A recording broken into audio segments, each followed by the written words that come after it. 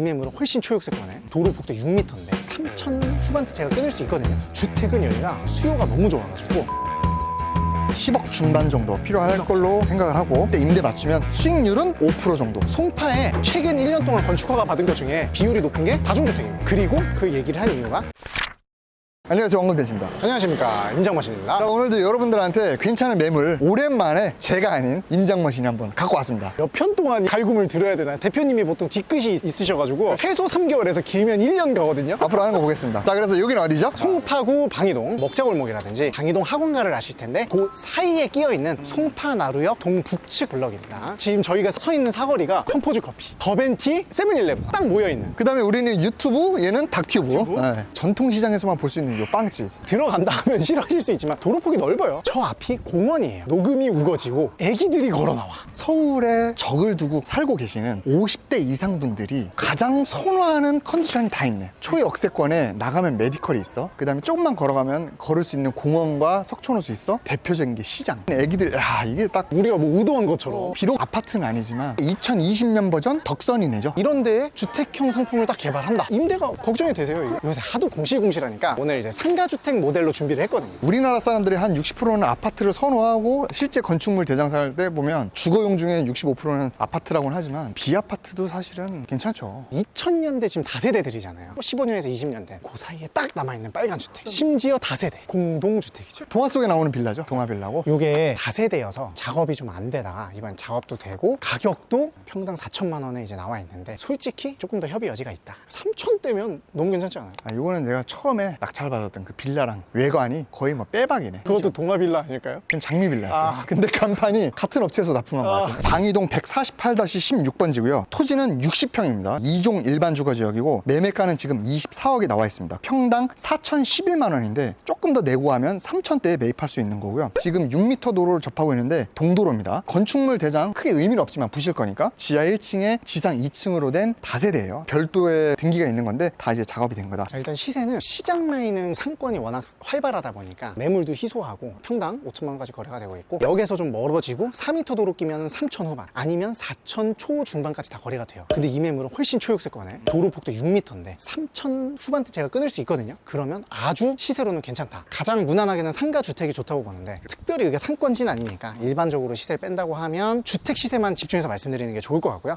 주택은 여기가 수요가 너무 좋아가지고 불량 원룸 기준으로 신축 엘베 있고 한 5년 내 건물은 실거래된 거 다 보면 2천에 100에서 110 보증금을 한 5천까지 올린다. 90만 원 초중반 이렇게 받는 굉장히 시세가 높은 지역입니다. 석촌동, 뭐 송파동, 방이동에 투룸 신축 빌라가 월세 160 정도 하거든요. 그러니까 원룸이면 100만 원 정도 하는 게 상식적이긴 하죠. 땅 크기가 60평이다 보니 수익률을 생각하면 쪼개는 게 더 좋은데 실제 수요를 더 기반으로 한다고 하면은 투룸, 쓰리룸도 괜찮다. 솔직히 말씀드리면 저렴한 사옥 원하시는 분은 하세요라고 말씀드리고 싶은데 또 허무맹랑한 소리 한다고 하겠지. 그거는 제가 이따가 증명하겠습니다. 어제 어떤 수강생분이랑 네. 통화를 했는데 저희한테 땅을 찾아달라고 네. 이제 의뢰하신 분이야. 약간 이런 비슷한 입지였어요. 사옥으로 해도 된다고 하니까 임대 맞추기 어려우면 그냥 갖다 붙이는 게 사옥 아닌가요? 이런 말씀 하시더라고. 심정이 뭔지는 이해는 가는데 수요가 없는 공급은 없습니다. 공실이 많다면서요? 라고 하는 거는 임대료가 높거나 그지같이 지었거나 다 문제가 있는 거야. 신도시에 갑자기 막 입주 물량도 없는데 상가 폭탄이 들어온다. 그런 이슈 있는 거 말고 코로나가 와서 명동이 막 중국인들 싹 빠져서 막 공실 그런 거 말고 일반적인데 공실이 많다라고 하는 거는 그 개별성의 문제가 있는 거지 지역적인 문제가 없다라고 하면은 물론 여기에 사옥보다는 상가주택이 더 맞긴 하겠죠. 하지만 사옥도 다 거기에 맞는 수요가 있고 거기에 들어가는 사람들이 바보가 아니라고요. 어쨌든 상가주택으로 한번 분석을 해보겠습니다.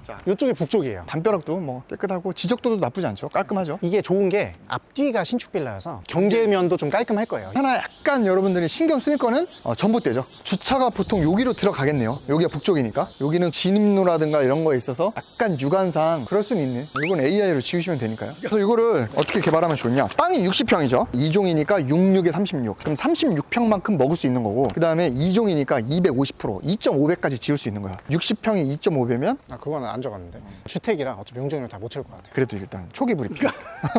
아무튼 60평에 이쪽 보면 싸울 수 있다. 150평. 여기 1층은 36평 건폐율 다 먹어요. 2층도 근생 사무실로 해서 36평 다 먹어. 3, 4, 5층인데 다중주택으로 기획을 했습니다. 그래서 3층까지는 36평, 4층, 5층은 1조 사선을 받아서 25평, 25평 그렇게 올라가고 3층은 36평인데 계단실이나 엘베 좀 빼고 나머지 6평대 원룸을 5개, 30평 정도는 그렇게 쓰고 4층, 5층은 25평으로 셋백이 되니까 거기에는 6평짜리 원룸 3개씩 그렇게 하면은 주차가 제가 계산을 다 했거든요. 3.49대에 딱 끊기고 그러면 1층 건폐율도 다 살릴 수 있고요. 전봇대가 있지만 특별히 배치하는데 이슈는 없다. 우리가 용도를 설명 안 했는데 근근다다답니다. 다중주택이면 이미 명의가 아파트가 있는데 주택이 있는데 대출 나오나요? 세금 이런 거 있나요? 라고 하실 수도 있어서 개인 명의로 하는 걸 추천드리고 법인으로 할 거다라고 하면은 다가구라든가 다각도를 좀 검토를 하긴 해야 됩니다. 자, 이 원가 같은 경우에는 땅이 지금 24억에 매입해 왔을 때 공사비는 얼마 들고 월세는 얼마 나오고 수익률이나 이런 거는 회원 전용에서 다루기로 하고 그러면 땅 사가지고 그렇게 개발했을 때 내 돈은 얼마 필요해? 라고 했을 때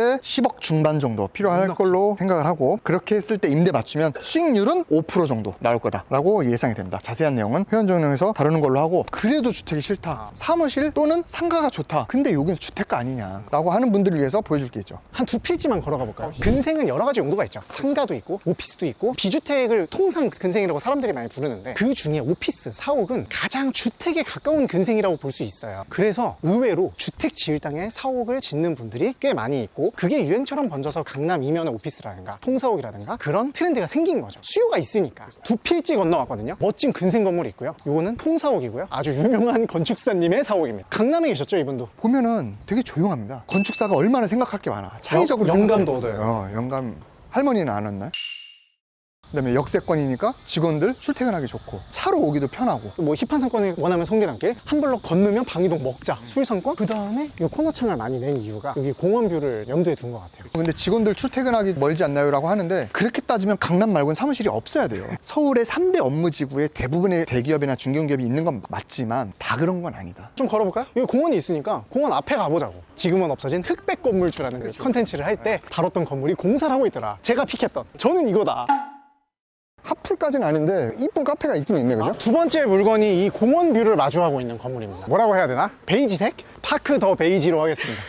근데 어쨌든 좋은 거는 그거 찍은 이후에 둘 다 실거래가 됐어요. 우리의 안목이 틀리지 않았다. 바로 또 반대편에 주택가거든요. 주택가에 상가를 넣는다라고 하면 이런 코너에 공원이 있는 요 정도의 1층이 돼야만 그냥 상가가 들어오고 나머지는 다 주택이다 라고 하는 게 일반적인 리테일에선 맞습니다. 그런데 근생을 짓는다라고 했을 때 주택이 싫으니까 근생 지어. 사실 이런 편의점 위치 말고는 다 그냥 주택 수요야. 그러니까 불법이 들어가는 거야. 어느 정도 맞습니다. 그래서 신림이나 은평이나 금천이나 도봉 가면 다 그렇게 돼 있는데 그건 불법이 좀 들어가잖아요. 그래서 단독주택을 주차놓고 카페로 여기 굉장히 많습니다. 저희가 여기 이용을 해봤는데 위층이 거실, 벽, 화장실 이런 벽체가 그대로 남아있어요. 연남이나 합정, 망원 가야만 있냐라고 했을 때 그렇지 않다. 그래서 이런 플레이어들이 임차를 들어올 수 있게 상품을 만들어 놓으면 충분히 유치할 수 있다고 제가 말씀을 드리는 거고 송파에 다중 지어도 돼? 송파에 최근 1년 동안 건축허가 받은 것 중에 비율이 높은 게 다중주택입니다. 그리고 그 얘기를 한 이유가 앞에 펜스 쳐져 있는 것도 근근다다다예요. 이게 수익률 측면에서 안정성 측면에서 정답이다. 솔직히 서울의 주택가에서 2종이나 3종 얘기예요. 당연히 소규모 필지고 토지 평당가 3천만 원 이상 주고 내가 샀는데 거기에 건물을 짓는다. 거기에서 수익을 내려면 사실상 주택가에서는 다중주택이 유일하다고 해도 과언이 아니야. 다중주택은 근데 어느 정도 제한은 있어요. 광진구라든가 이런 데는 좀 제한이 되죠. 그렇게 하면 이제 우리가 처음 진입했던 이제 시장 앞쪽으로 빠지게 되는, 지금 디귿자로 돈 거예요.